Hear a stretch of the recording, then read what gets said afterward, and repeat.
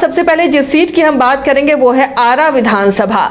आरा विधानसभा seat का मिजाज क्या रहा है? फिलहाल तो इस सीट ने बीजेपी को पसंद किया, यहां कमल खिलाया है। अमरेंद्र प्रताप सिंह यहां से विधायक हैं, लेकिन क्या इस बार के समीकरण फिर से कमल खिलाएंगे या फिर कुछ नया नतीजा आ सकता है? रिकॉर्ड्स क्या रहे हैं, इस पर हम चर्चा करेंगे। रंजन जी, आरा को अगर स्कैन करते हैं, आरा कितनी दिलचस्प सीट बनती हुई इस बार नजर आ रही है? मुकाबले कैसे होते रहे यहाँ पर? देखिए, अगर पिछले 2 चुनावों की बात कीजिए तो आरा में जो मुकाबला हुआ है वो ऐसा हुआ है कि लगे कई बार कि धड़कनें रुक जाएंगी। परिणाम जब भी आया है, लोग अंतिम मोमेंट तक इंतज़ार करते रहे कि क्या होगा क्या नहीं होगा, और इसी वजह से आरा जो है एक दिलचस्प चुनावी समीकरण के साथ एक बार फिर से तैयार है। और जब यहाँ इस बार फिर चुनाव होगा तब पता चलेगा कि फिर से कमल खिलेगा या इस बार बाजी पलट जाएगी, क्योंकि पूरे शाहाबाद इलाके में जब से आरजेडी और भाकपा माले का गठबंधन हुआ है उसका असर जो है शाहाबाद में पड़ा है। और इसीलिए जब आप पिछले विधानसभा चुनाव की बात कीजिए या इस बार जब आप लोकसभा चुनाव की बात करती हैं तो आपको दिखेगा कि बीजेपी का प्रदर्शन आशा अनुरूप नहीं रहा, जबकि आरजेडी भाकपा माले गठबंधन ने बेहतर प्रदर्शन किया है। अब अगर एक और दिलचस्प चीज़ दिखती है कि शाहाबाद में भले जो है वो बीजेपी का प्रदर्शन बेहतर नहीं रहा, लेकिन इस लोकसभा चुनाव में भी जब आर.के. सिंह आरा लोकसभा से चुनाव हार गए, लेकिन वो आरा विधानसभा सीट से लीड करने में कामयाब हुए। तो ये सीट जो है बीजेपी को सपोर्ट करती हुए दिखी है, लेकिन जो यहाँ का इतिहास है अगर आप उसे देखिए तो अलग अलग कालखंड में बांटकर हम देख सकते हैं। जो एक समय है 1952 से 1985 के बीच अगर आप देखिए तो यहाँ आपको कांग्रेस का दबदबा दिखेगा। हालांकि समाजवादी सोच रखने वाली पार्टियों से उसका मुकाबला होता रहा, लेकिन कुल 9 चुनाव इस दौरान जो हुए उसमें 7 बार कामयाबी जो है वो कांग्रेस के हाथ लगी। 1969 में आरा में पहली बार कांग्रेस को हार का सामना करना पड़ा था। इसके बाद 1990 और 95 में आप देखती हैं कि आरा विधानसभा क्षेत्र में सोशलिस्ट वर्सेस लेफ्ट का मुकाबला होता है। पहले आईपीएफ और बाद में भाकपा माले, तो इनके बीच जो मुकाबला होता है बाजी यहाँ पर जो है वो सोशलिस्ट पार्टियों को के ही हाथ लगती है। जनता दल दोनों बार चुनाव जीतने में सफल रहता है, लेकिन लेफ्ट का प्रेजेंस जो यहाँ से शुरू हुआ तो वो आरा विधानसभा क्षेत्र में बना रहा। लेकिन 2000 से जो कालखंड आता है यहाँ पर चीज़ें जो है वो बिल्कुल बदल जाती हैं और बीजेपी जिसको कि 1995 तक एक बार भी जीत नहीं मिली थी, 2000 में पहली बार आरा में कमल खिलता है और उसके बाद बीजेपी जीत दर जीत जो है वो हासिल करते रहती है। सिर्फ 2015 में उसको हार का सामना करना पड़ा। अगर आप व्यक्ति के रूप में देखें तो अमरेंद्र प्रताप सिंह जो हैं वो चेहरा हैं जिन्होंने यहाँ बीजेपी को कामयाबी दिलाई है। जो बीजेपी को जितनी सफलताएं मिली हैं वो सभी अमरेंद्र प्रताप सिंह के जरिए ही मिली है। इसके अलावा अगर आप आरा विधानसभा क्षेत्र में बात करें तो एक सुमित्रा देवी का नाम भी सामने आता है। वो भी 4 बार जो है आरा विधानसभा सीट से चुनाव जीतने में सफल रही। तो यहाँ पर पार्टियों का दौर चला है और इसके अलावा व्यक्तियों का भी सिक्का यहाँ पर चलता हुआ दिखता है।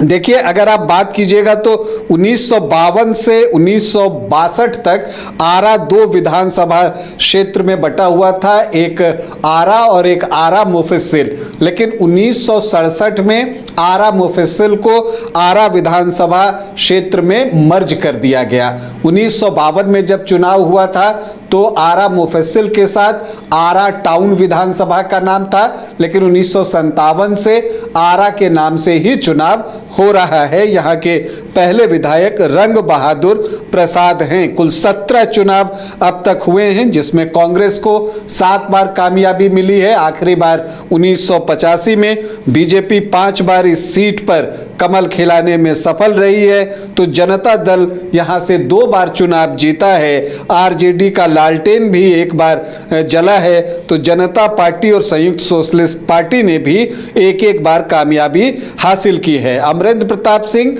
ने आरा विधानसभा का सर्वाधिक 5 बार प्रतिनिधित्व किया है, तो सुमित्रा देवी ने आरा का प्रतिनिधित्व 4 बार जो है वो किया है।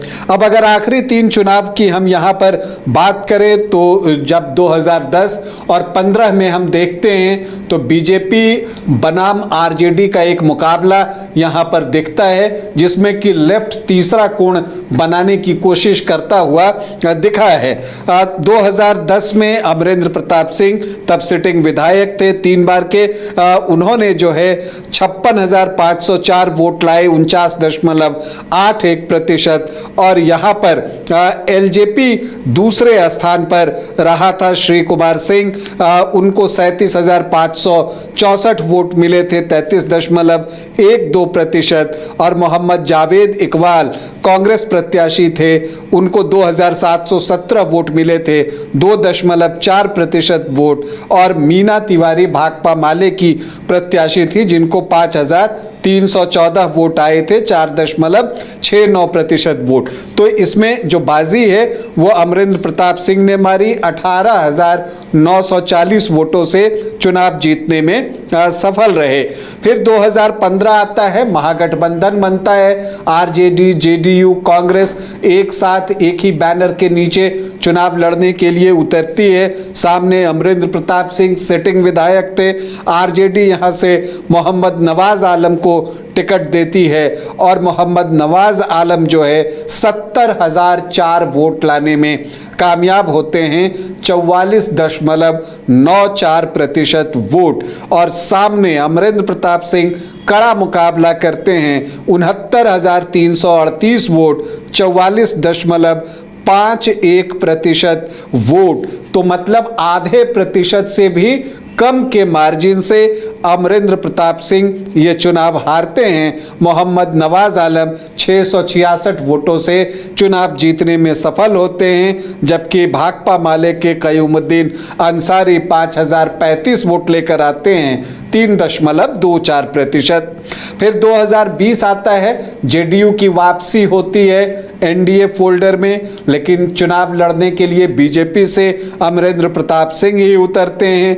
अब इस बार महागठबंधन में लेफ्ट की एंट्री होती है, और यहां कयूमुद्दीन अंसारी को टिकट दिया जाता है, भाकपा माले के प्रत्याशी। आरजेडी ये सीट छोड़ती है। हालांकि अगर आप आरा में देखिएगा तो जो पिछले 3 चुनाव हैं उसमें 2010 और 2015 में जो भाकपा माले का जो बेस वोट है वो बहुत ज्यादा नहीं था, 4 से 5% के आसपास का ही था, लेकिन जब इसमें MY जुड़ गया आरजेडी का कोर वोट, तो ये मुकाबला जो है बहुत करीबी हो गया। अमरेंद्र प्रताप सिंह 71,781 वोट लेकर आए, 45.1% वोट, और कयूमुद्दीन अंसारी को 68,779 वोट आए, 43.2% वोट। तो जो जीत मिली अमरेंद्र प्रताप सिंह को 3,002 वोटों की, तो एक और करीबी मुकाबला हुआ है। और अभी जब लोकसभा का भी चुनाव हुआ तो RK सिंह, जो बीजेपी के वरिष्ठ नेता और उस समय मंत्री भी थे, उनको जो है यहाँ 8,271 वोटों की लीड मिली है। तो यहाँ पर मुकाबला नेक टू नेक ही दिख रहा है। अब सवाल उठता है कि दावेदार कौन? तो महागठबंधन में भाकपा माले को ये सीट जाती है, तो दावेदार तो आपको जो दिखते हैं कयूमुद्दीन अंसारी दिखते हैं, वो जनसंपर्क भी कर रहे हैं। लेकिन अगर पोलराइजेशन की वजह से, काउंटर पोलराइजेशन की वजह से अगर भाकपा माले कैंडिडेट बदलता है तो मीना तिवारी को यहां से टिकट दिया जा सकता है। ये स्ट्रैटेजिकली भी सही साबित हो सकता है कि एमओआई तो इंटैक्ट रह जाएगा। अगर उसमें से मीना तिवारी अपनी जाति के वोट लेकर आ जाती है तो यहां पर परिणाम बदल सकता है। दूसरी तरफ आरजेडी से भी कुछ दावेदार हैं, लेकिन सबसे ज्यादा दावेदारों की अगर हम बात करें तो बीजेपी की तरफ से ही दिख रहे हैं। और इसकी वजह यह है कि अमरेंद्र प्रताप सिंह की एक उम्र हो गई है, 78 साल की उनकी आयु हो चुकी है, तो हो सकता है कि उनका टिकट कटे। सम्मान पूरा है उनका पार्टी में, लेकिन टिकट कटने की भी संभावना से इनकार नहीं किया जा सकता। तो अब इसमें दावेदारों की अगर हम बात करें तो अमरेंद्र प्रताप सिंह तो एक दावेदार हैं ही, राघवेंद्र प्रताप सिंह हैं, अजय कुमार सिंह हैं, यहां तक कि आरके सिंह के भी यहां से चुनाव लड़ने की चर्चा है कि वो यहां से चुनाव लड़ सकते हैं। संदेश से एमएलए होते थे संजय टाइगर, वो संदेश से चुनाव नहीं लड़ना चाहते।